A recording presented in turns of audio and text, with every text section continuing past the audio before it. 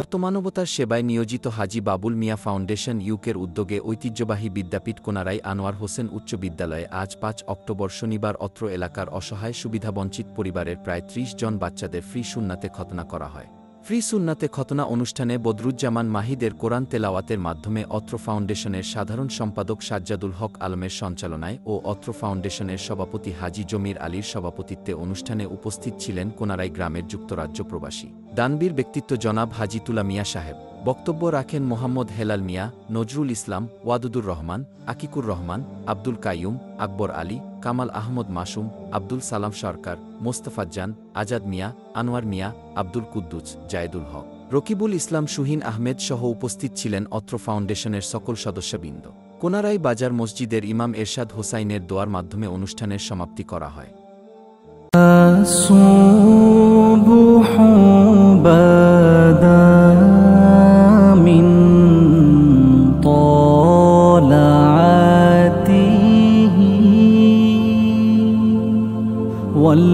والليل دجى من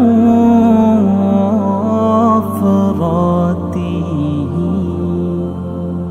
है नूर सहर चेहरे से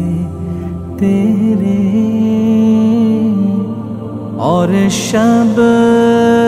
की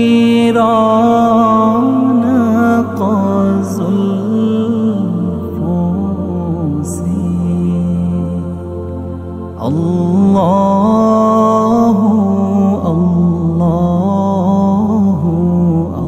अल्लाहु अल्लाह अल्लाह